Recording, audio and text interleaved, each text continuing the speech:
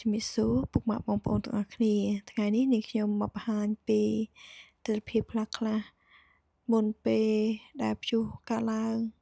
នៅក្នុងតំបន់របស់នាងខ្ញុំហើយនេះជាការថតនៅថ្ងៃពុធថ្ងៃទី5ខែមីនាឆ្នាំ2025ដល់ថ្ងៃទី7ខែមីនាឆ្នាំ2025ហើយនេះជាទិដ្ឋភាពខ្លះៗនៅក្នុងសួនរបស់នាងខ្ញុំដោយសារតែពេលដែលនាងខ្ញុំស្ដាប់នៅព័ត៌មានក៏ដូចជាការដែលយើងឃើញនៅក្នុងរដ្ឋដែលខ្ញុំរស់នៅគឺរដ្ឋ Queensland ហើយតំបន់ផ្ទះដែលខ្ញុំរស់នៅហ្នឹងគឺនៅជិត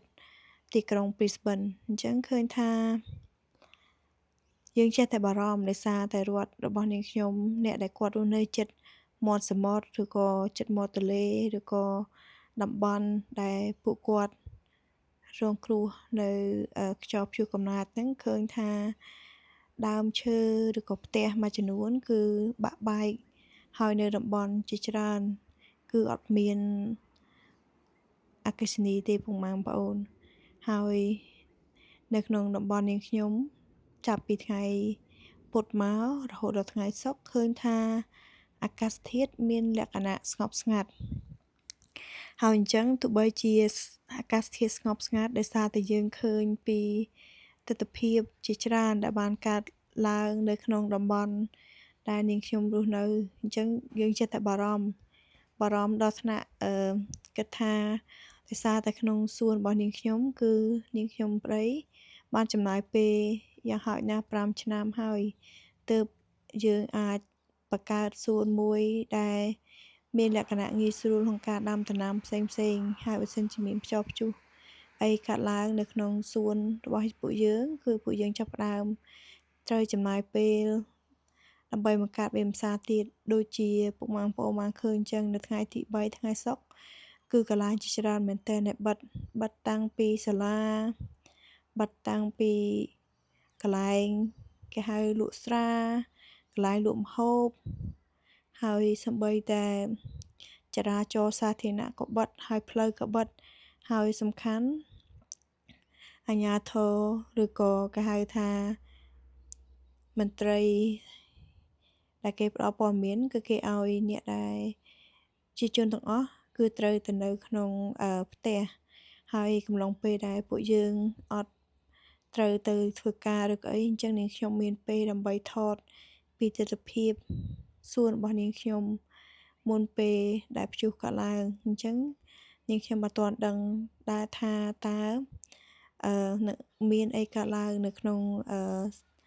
តំបន់ខ្ញុំឬក៏អត់ហើយដោយសារតែថ្ងៃទី1ដល់ថ្ងៃទី3យើងឃើញថា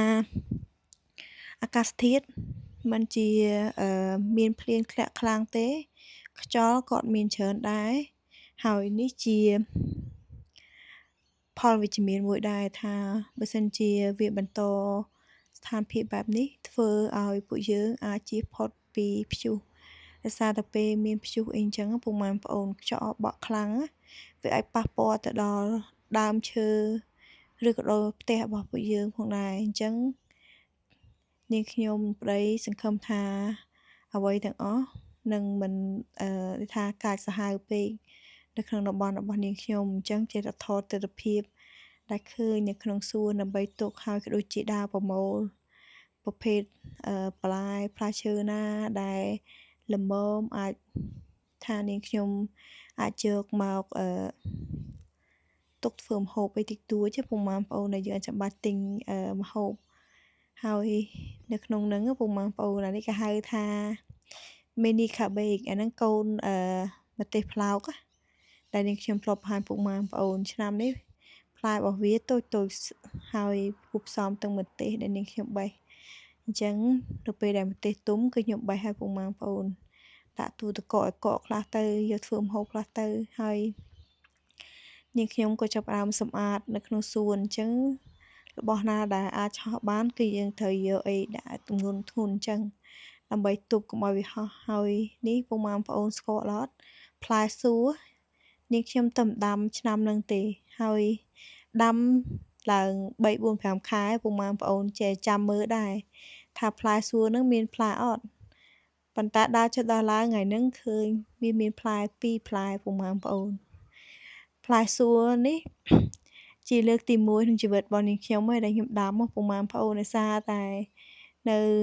ប្រទេសខ្មែរខ្ញុំធ្លាប់ឃើញផ្លែសួរហើយមិនដឹងនឹងចេះញ៉ាំផ្លែសួរហ្នឹងផងដោយសារតែនៅផ្ទះរបស់ខ្ញុំគឺអត់ដែលមានផ្លែសួរទេទើបតែខ្ញុំនៅភ្នំពេញទើបខ្ញុំចេះញ៉ាំហើយមើលផ្ការបស់វាតូចៗហើយមិត្តភក្តិខ្ញុំថាផ្លែសួរហ្នឹងគឺផ្លែល្អនៅក្នុងអាកាសធាតុត្រជាក់អញ្ចឹងខ្ញុំចាំមើលដែរហើយនេះជាសួនក្រោយផ្ទះអញ្ចឹងនៅហ្នឹងនាងខ្ញុំដាំប្រភេទដូចជានេះពុកម៉ែបងប្អូននេះជាគេហៅថាសកានាគហើយសកានាគរបស់នាងខ្ញុំឆ្នាំនេះផ្កាផ្លែរហូតដល់3ដងអញ្ចឹងមានតាំងពីផ្កាមានតាំងពីផ្លែដែលមើលទៅផ្លែពេញដើមហើយពុកម៉ែបងប្អូនហើយខ្ញុំគិតថាដើមឈើមួយចំនួនអាចទ្រទ្រង់ជាមួយនឹងខ្យល់ព្យុះបានប៉ុន្តែដើមសកានាគរបស់ខ្ញុំតែខ្យល់ខ្លាំងដឹងថាបាក់ហើយទៅពេលបាក់ទៅយើងលែងបានផ្លែញ៉ាំហើយពុកម៉ែបងប្អូនហើយសូម្បីតែផ្លែល្ហុងអញ្ចឹងល្ហុងនៅក្នុងសួនរបស់នាងខ្ញុំមានល្ហុងដើមចាស់និងល្ហុងដើមថ្មីនេះជាល្ហុងដើមថ្មីដែលខ្ញុំទៅដាំឃើញថាផ្លែរបស់វាច្រើនហើយមើលទៅនៅល្អអញ្ចឹងនាងខ្ញុំបន្តិចទៀតពេលដែលទនេគឺនាងខ្ញុំនឹងព្យាយាមយកអីមកបាញ់ការពារកុំឲ្យវាមានចៃពណ៌សទុំលើហ្នឹងហើយនេះជាផ្លែហៅក្រូចថ្លុងពុកម៉ែបងប្អូនខ្ញុំអត់ដែលមានក្រូចថ្លុងទេនៅតំបន់ដែលខ្ញុំកើតនៅពេលខ្ញុំនៅស្រុកខ្មែរទៅតែប្តីខ្ញុំគាត់ដាំក្រូចថ្លុងនៅក្នុងសួនរបស់យើងតែមួយឆ្នាំហ្នឹងឯងពុកម៉ែបងប្អូនក្រូចថ្លុងរបស់ខ្ញុំចាប់ផ្ដើមមានផ្លែប្រហែលជា5ផ្លែហើយនេះជាប្រភេទក្រូចមួយប្រភេទដែរសំបកវាពណ៌ក្រហមប៉ុន្តែក្រូចដែលយើងដាំនៅផ្ទះអត់សូវល្អដូចយើងឃើញនៅក្នុងនេះទេពុកម៉ែបងប្អូនហើយនៅក្នុងនេះជាប្រភេទក្រូចផ្លែតូចអានេះគេយកក្រូចដើម្បីទៅសម្រាប់ធ្វើចែមពុកម៉ែបងប្អូនដូចជាដំណាប់ក្រូចគេយកក្រូចតូចហ្នឹងដើម្បីយកមកធ្វើដើមវាតូចទេពុកម៉ែបងប្អូនហើយផ្លែនោះផ្លែហើយតាមក្រូចតូចអញ្ចឹងឆ្នាំខ្លះផ្លែរបស់វាផ្អែមខ្លាំងហើយឆ្នាំនេះតែអាកាសធាតុក្តៅច្រើនពេកគឺផ្លែក្រូចខ្ញុំគឺជ្រក់ហើយដើរស្រាប់តែឃើញមានផ្សិតម្យ៉ាងប្លែកភ្នែកដែរផ្សិតនេះមើលទៅហើយថ្ងៃទី3នេះឃើញថាអាកាសធាតុនៅបើកថ្ងៃល្អទេពុកម៉ែបងប្អូនហើយនាងខ្ញុំសង្ឃឹមថាព្យុះនឹងមិនកើតឡើងនៅក្នុងតំបន់នាងខ្ញុំទេហើយសូមអរគុណពុកម៉ែបងប្អូនសម្រាប់ការចំណាយពេលទស្សនាវីដេអូមួយនេះនាងខ្ញុំនឹងបង្ហាញវីដេអូមួយទៀតនឹងបង្ហាញឬក៏បញ្យល់ថាតើតំបន់ដែលខ្ញុំរស់នៅជួបទៅនឹងព្យុះកំណាចឬក៏ពួកយើងមិនជួបព្យុះកំណាចទេហើយសូមអរគុណនិងសូមជម្រាបលា